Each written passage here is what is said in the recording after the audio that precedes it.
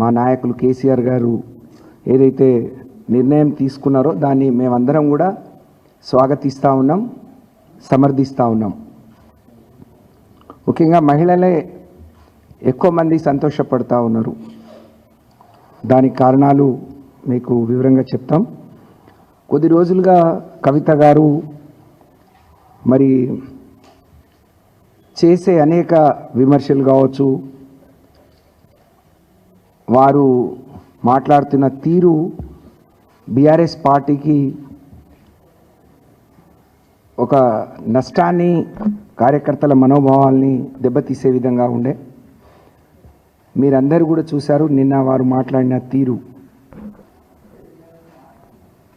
తెలంగాణ రాష్ట్ర సాధనలో కేసీఆర్ గారితో నడిచిన కోట్లాది మంది తెలంగాణ ప్రజలు ఈరోజు బీఆర్ఎస్ పార్టీని నమ్ముకొని బీఆర్ఎస్ పార్టీ కుటుంబ సభ్యులుగా ఉన్న లక్షలాదిగా కుటుంబాలందరూ కూడా బాధపడ్డారు.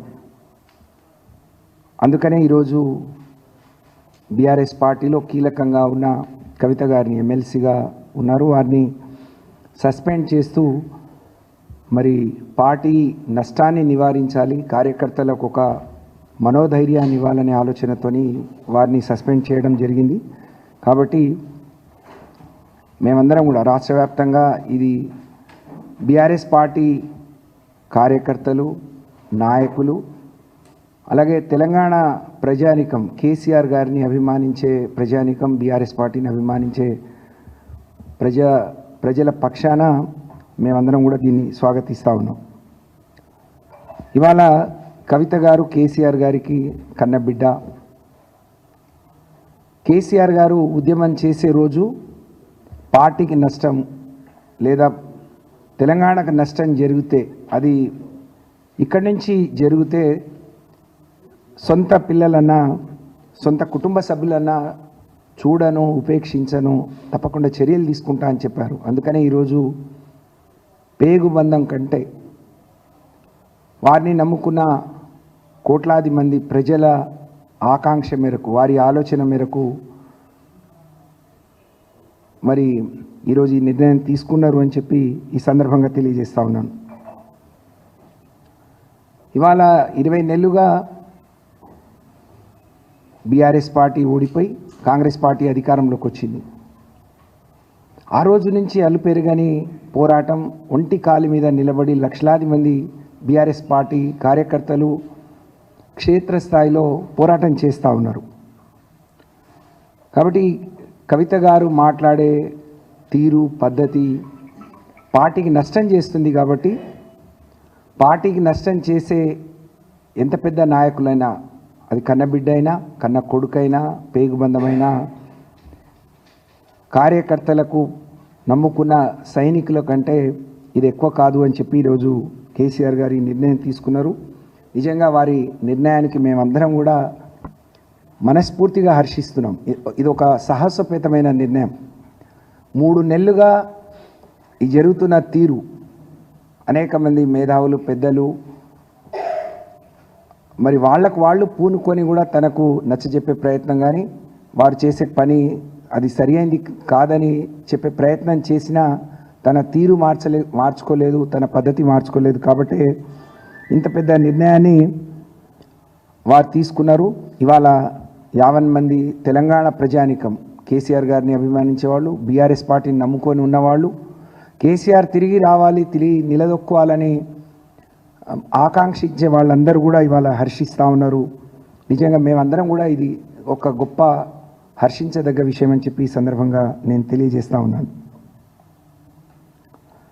దీని ద్వారా పార్టీ కంటే ఎవరు ముఖ్యం కాదు, పార్టీలో ఎంత పెద్దవారైనా పార్టీ తర్వాతనే ఏదన్నా అనే విషయాన్ని కార్యకర్తలకు కానీ మరి నాయకులకు కానీ ఒక సరైన రీతిలో ఒక మెసేజ్ని ఇచ్చినట్టుగా మేము భావిస్తూ ఉన్నాం. ఒకనాడు తెలంగాణ పోరాటం మొదలైనప్పటి నుంచి మనం ఎక్కడ మాట్లాడినా అనేక మంది అమరులైనరు, అనేక మంది పోరాటాలు చేశారు. ఇవాళ తెలంగాణ సాధనలో తెలంగాణ 50 మందిని ఒకతాటి మీదికి తీసుకొచ్చి కరుడుగట్టిన ఆ రోజున్న కాంగ్రెస్ ప్రభుత్వం మెడలు వంచి కేసీఆర్ గారు చావు నోట్లో తలపెట్టి తెలంగాణని సాధించారు.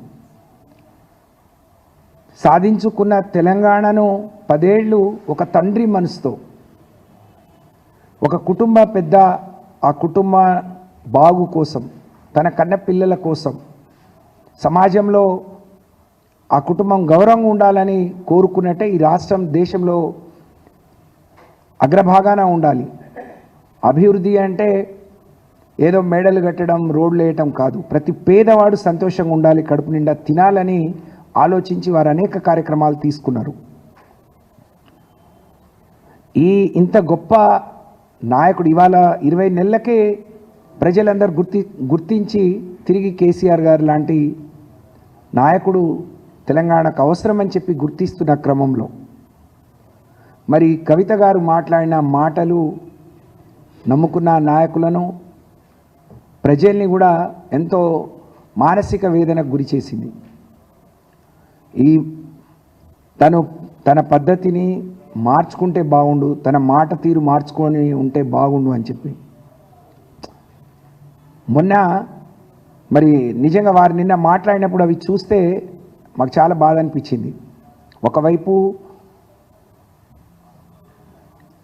పార్టీలో కేసీఆర్ గారి తర్వాత కేసీఆర్ గారికి కుడి భుజం ఎడం భుజాలుగా మరి హరీష్ రావు గారు, కేటీఆర్ గారిని మేము అందరం భావిస్తాం.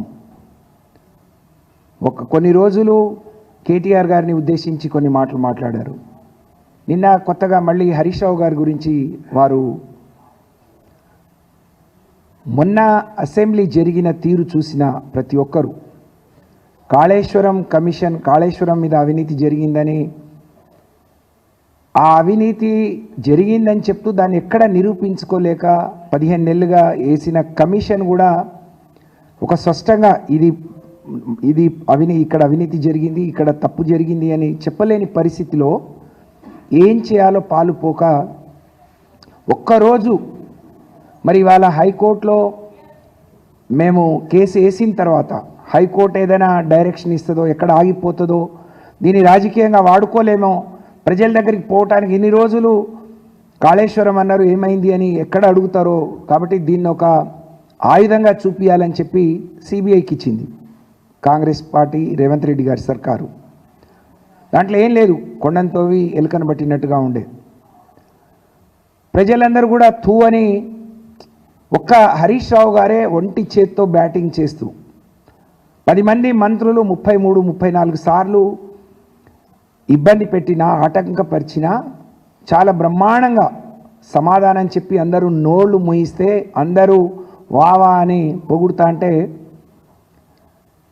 దాన్ని ఇంకా మేము ఒక రకంగా అసెంబ్లీలో సాధించిన విజయాన్ని మేము అనుభవిస్తా అంటే మర్చిపోలేని పరిస్థితిలో ఇలాంటి తను ఇలా మాట్లాడటం అనేది తప్పకుండా తన వెనక ఇదెవరో ఉండి మాట్లాడిస్తున్నట్టు, పార్టీని నష్టం చేసే పనులు చేయిస్తున్నట్టుగా మేము భావిస్తూ ఉన్నాం. తను నిన్న మాట్లాడుతూ అన్నారు నేను తోలుబొమ్మను కాదు అని. కానీ 3 నెలలుగా తను మాట్లాడిన సిరీస్ అన్ని తీసి చూస్తే తనే అర్థం చేసుకోవచ్చు. ఎందుకంటే తను చాలా విద్యావంతురాలు, తెలంగాణ ఉద్యమంలో ఉంది.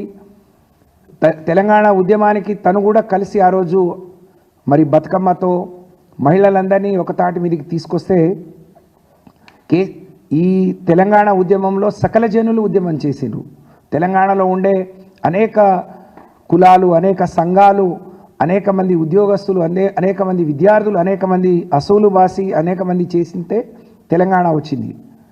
అందరికీ అన్ని అవకాశాలు రాకపోవచ్చు, కానీ కవిత గారిని బ్రహ్మాండంగా కేసీఆర్ గారు మరి ఒకసారి పార్లమెంట్ గెలిపించి రెండోసారి మరి తను ఓడిపోతే మళ్ళీ తన్ని కౌన్సిల్లోకి తీసుకొని గొప్పగా గౌరవించుకున్న విషయం మనందరికీ తెలుసు. అందరికంటే ఎక్కువ మా నాయకుడి బిడ్డగా తప్పకుండా మాకు అందరికీ తనంటే చాలా పెద్ద గౌరవం. అందరం గౌరవించాం, తెలంగాణ ప్రజానికం గౌరవించింది. మా ప్రాంతానికి వస్తే కేసీఆర్ గారి బిడ్డ వస్తే కేసీఆర్ గారి లాగా ఆమెను కూడా చూడటానికి వచ్చారు. కానీ వాళ్ళ ఇచ్చిన గౌరవాన్ని, ఆమెకు వచ్చిన గుర్తింపును ఆమె దక్కించుకోలేకపోయింది. నిజంగా ఇంత చదువుకొని తనకి ఇంత అవగాహన ఉండి కూడా ఇవాళ ఎవరో ఇలా మాట్లాడటం అనేది చాలా మా అందరి మనసులు కలిచివేసింది. అందరు కార్యకర్తల మనోభావాలు దెబ్బతిన్నాయి. అందుకనే ఇలాంటి నిర్ణయం తీసుకున్నారు. మరి దీన్ని ఇవాళ మహిళా లోకం చాలామంది మహిళలు ఇంకా మేము చాలా రోజులుగా రాజకీయాల్లో ఉన్నాం కాబట్టి కార్యకర్తలు నాయకులు మాట్లాడతారు. అందులో మహిళలు రాజకీయాల్లో ఉన్నా లేకున్నా వాళ్ళ కుటుంబాలతో ఉన్న అనుబంధం ఏ పార్టీలో ఉన్నాయి వాళ్ళు చాలామంది ఒక మంచి నిర్ణయం తీసుకున్నారు, ఒక మంచి ఆలోచన చేసిందని చెప్పి హర్షిస్తూ ఉన్నారు. ఒకరోజు తను జైల్లో ఉన్నప్పుడు ఫ్లైట్లో వస్తుంటే కేసీఆర్ గారు ఎందుకు బయటికి రావట్లేరు అంటే కవిత జైల్లో ఉంటే తను ఎలా వస్తారు అని అంటే ఈ రాష్ట్రం మరి సాధించింది తెలంగాణ ప్రజానికం కోసం, తెలంగాణలో ఉండే ప్రజల కోసం, అనేక మంది బిడ్డల కోసం ఒక తండ్రిగా వారు సాధించారు కదా. ఇవాళ ఒక బిడ్డ కోసం తను ఇలా బయటికి రాకపోతే ఇది కదా అని అడిగిరు. అంటే ఆయన ఎంత మనోవేదన చెంది ఉంటారు. తనే అన్నది నా కోసం బీజేపీలో కలిపేస్తామంటే నేను వద్దన్నాను అని. అంటే ఒక బిడ్డ అంటే తన మీద ఎంత ప్రేమ చూపించి ఉంటారు. ఇవన్నీ మర్చిపోయి ఇవాళ పార్టీని, కేసీఆర్ గారిని, లేకుంటే హరీష్ రావు గారిని, సంతోష్ రావు గారిని, కేటీఆర్ గారిని, లేకపోతే పార్టీని, మరి పార్టీ ఉంటే ఎంత పోతే ఎంత అని మాట్లాడితే మరి పార్టీ ఇన్ని లక్షల మంది అభిమానించే పార్టీ, ఇన్ని కోట్ల మంది ఆదరించి నిలబెట్టిన పార్టీ, అటువంటి పార్టీ ఉంటే ఎంత పోతే ఎంత అని మాట్లాడితే అసలు నువ్వు ఉంటే ఎంత లేకపోతే ఎంత అనే పరిస్థితి ఈరోజు ప్రజలు ఆలోచించే, కార్యకర్తలు ఆలోచించే పరిస్థితి వచ్చింది అని అంటే దీనికి తను మాత్రమే బాధ్యురాలని చెప్పి తెలియజేసుకుంటూ, ఇంత గొప్ప నిర్ణయం కన్న బిడ్డైనా తన గుండెల మీద ఆడుకొని మరి తను నడక నేర్పిన బిడ్డ, తను అన్నీ నేర్పి ఇక్కడి వరకు నడిపించి తన బిడ్డ చాలా గొప్పగా ఉండాలని మనసులో ఎంత ఉన్నా ఇవాళ ఇలాంటి నిర్ణయం తీసుకోవటం అంటే పార్టీ ముందు కార్యకర్తల కంటే ఏది ఎక్కువ కాదు, బిడ్డ కాదు, కుటుంబం కాదు,